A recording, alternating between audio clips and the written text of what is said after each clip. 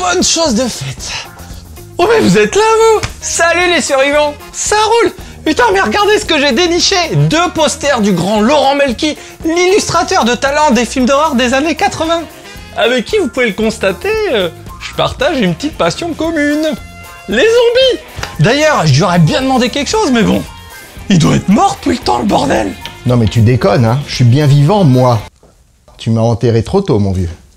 Oh là là, vraiment désolé, monsieur Melki. Oh bah non, écoute, tu peux m'appeler Laurent quand même. D'accord, Lolo. Bah, il faut peut-être pas pousser non plus, hein, mais bon, qu'est-ce que tu voulais me demander? Bah, c'est un peu gênant à dire devant tout le monde, hein, mais je vous cache pas que mon rêve secret, ça aurait été de me retrouver dans une de vos affiches. Mais bon, on a le droit de rêver, non? Bah, il suffit de demander. Attends. Putain, mais... je suis dans le poster. Bon, c'est pas vraiment ce que je voulais dire, monsieur Melki, mais j'imagine que... Merci quand même.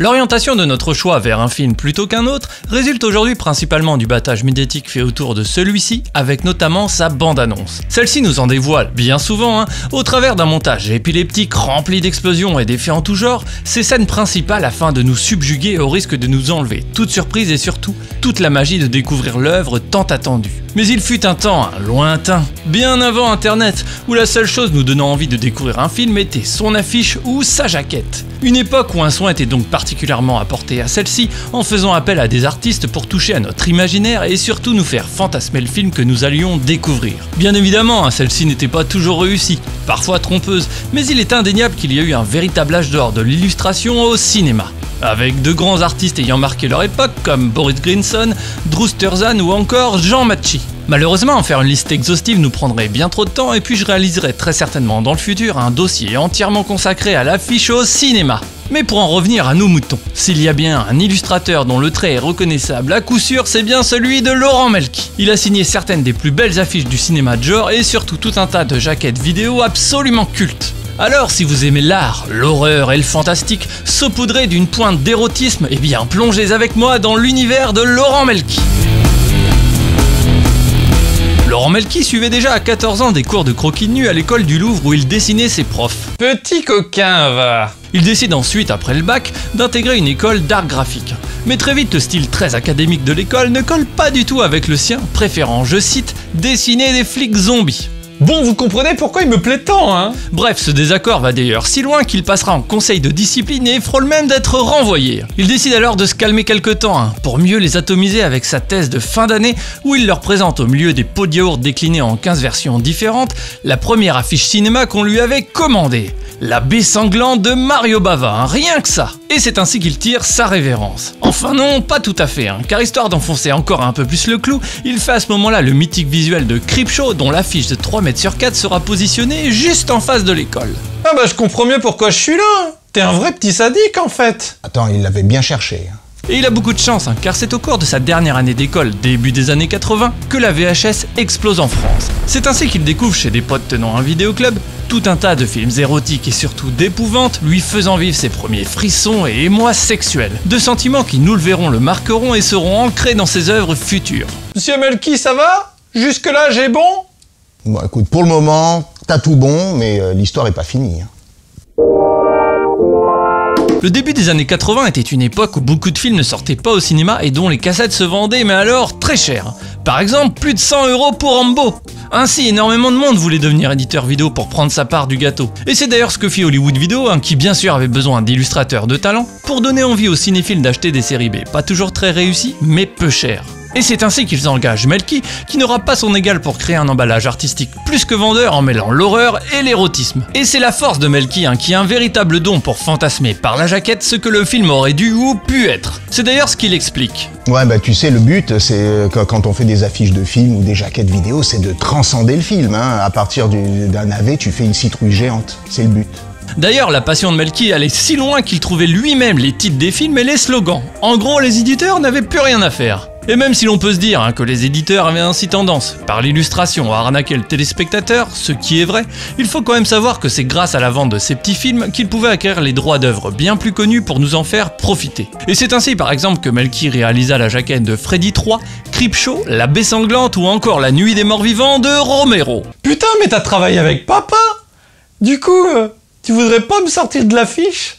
Bon, écoute, c'est bien parce que c'est toi. Hein. Ha ha ha. Très marrant.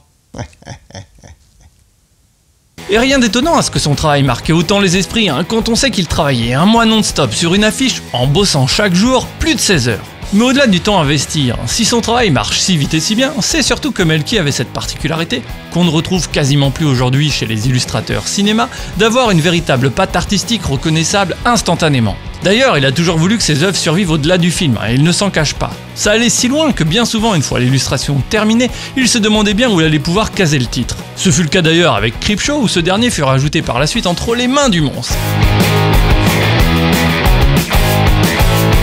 Ainsi, en plein boom de la VHS, c'est l'âge d'or de Melki. Et parmi ses plus belles affiches, on retrouve notamment celle de Vidéodrome de Cronenberg, le mythique Bloodfist de Herschel Gordon Lewis, Zombie et la Nuit des Morts Vivants de Romero, Trauma de Dan Curtis, dont Melki a d'ailleurs trouvé le nom français, Freddy 3 et la dernière maison sur la gauche de Wes Craven. Mais également, et ce n'est pas pour me déplaire, dans un style plus érotique, la série des Vixen de l'immense Russ Meyer. D'ailleurs, au passage, je vous recommande ma vidéo sur du cinéma et des boobs sur ce grand réalisateur. Il a signé également de nombreuses couvertures de Mad Movies ou d'Impact, et bien sûr plus récemment la pochette du volume 2 de Nanarland, qui me plaît particulièrement. Comme vous pouvez le voir, il y a dans le travail de Melki un côté charnel extrêmement prononcé, mais surtout quelque chose qui transpire la passion et la générosité. Melki en met partout dans ses illustrations, car il aime ça. Il veut nous faire, juste à la vision de l'affiche, voyager. Il transcende le film et son univers, car comme il le dit... Écoute, dans la rue, qu'est-ce qu'on voit? On voit une affiche. Alors, même si le film est raté, il faut que ça claque. Il faut vraiment qu'on ait un accident de voiture en la voyant. Et c'est sûr que ces affiches se repèrent de loin, grâce à un style à l'opposé de la sobriété, se caractérisant par des couleurs vives et un trait franc. D'ailleurs, quand on lui demande comment définissez-vous votre style, voilà ce qu'il répond. Bah écoute, moi c'est un style flamboyant, ultra coloré, à l'opposé du gris ambiant. Il faut vraiment que l'affiche ressorte et éclabousse tous les passants, quoi, qu'ils en ressortent couverts de sang si possible. Et même si suite à la mort de la VHS, avec notamment l'arrivée du DVD, Melki s'est mis à réaliser des affiches de spectacles, des couvertures de magazines ou d'albums, ce n'est pas par perte de passion pour le cinéma fantastique. Mais pourquoi monsieur Melki? Bon, à l'époque on était libre, les producteurs et les distributeurs donnaient carte libre à un gars, un illustrateur. Aujourd'hui non, c'est les studios de créa qui s'occupent de tout, de la pub métro, de la pub radio, de la pub boulot, dodo, tout ce que tu veux, et le résultat est tout gris. C'est pasteurisé malheureusement, donc ça serait pas mal qu'on revienne à ce style un petit peu bouillonnant et voilà, explicite, quoi. C'est ça le but du jeu, c'est vraiment d'attirer les gens vers soi, non? Et justement, Melki avec ce propos touche un point clé du cinéma mainstream d'aujourd'hui, où la prise de risque est quasi réduite à néant, sans véritable proposition artistique forte et aboutissant à un conformisme esthétique. Et quand on ne veut pas se compromettre, on est bien obligé de tirer, entre guillemets, sa révérence. Et c'est ce qu'il fit, enfin du moins avec le cinéma. Melki est un véritable amoureux du fantastique, qui a toujours fait son travail avec passion. C'est d'ailleurs ce qui transpire de ses illustrations, les rendant si cultes aujourd'hui encore. Et s'il a pu laisser s'exprimer sa vision, c'est qu'il s'agissait d'une époque où l'on laissait carte blanche aux artistes et où les éditeurs étaient eux-mêmes de vrais artisans.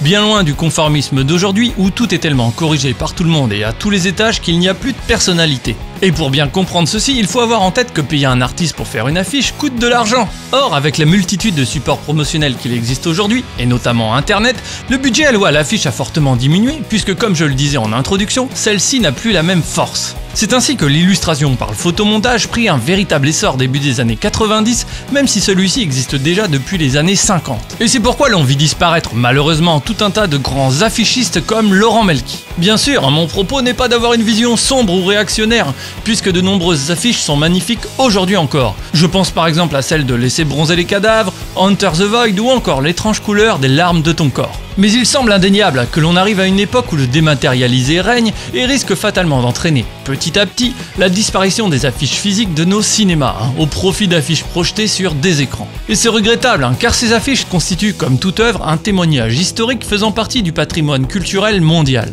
Ainsi, Melki incarne à lui seul le symptôme d'une époque où les grands studios prennent toute la place au détriment d'un travail artisanal, personnel et innovant. Alors, merci Monsieur Melki de nous avoir fait fantasmer le cinéma durant toutes ces années.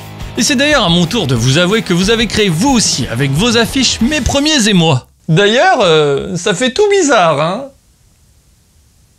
Voilà, j'espère que cet épisode un peu particulier vous aura plu. Alors si c'est le cas, n'hésitez pas à me le dire dans les commentaires, à mettre un pouce bleu, à partager et bien sûr à vous abonner pour me sortir de là, mes survivants. Et pour ceux qui veulent en apprendre un peu plus sur Laurent Melki, je vous mets le lien de l'interview que j'ai réalisée avec lui en description. Et si comme moi vous aimez son travail, n'hésitez pas à aller faire un petit tour sur son site. Et comme il disait toujours, la force d'une œuvre est qu'elle est unique, spontanée, risquée et irréversible. Enfin, irréversible, j'espère pas trop quand même, car je vous avoue que je commence à me sentir un peu à l'étroit. Bon allez, comme t'es plutôt sympa comme zombie, je vais te sortir de là. Je t'ai même préparé une petite surprise. Ah, ça fait du bien d'être de retour en chair et en os, hein. Bon, même si mes pecs vont me manquer un petit peu. Tiens, mais c'est quoi ça? Mais c'est moi! Merci Lolo! Aïe aïe aïe, qu'est-ce qu'il faut pas entendre mon vieux. Love. Et surtout, n'oubliez pas que pour survivre, il faut bouffer de la culture. Love les gars.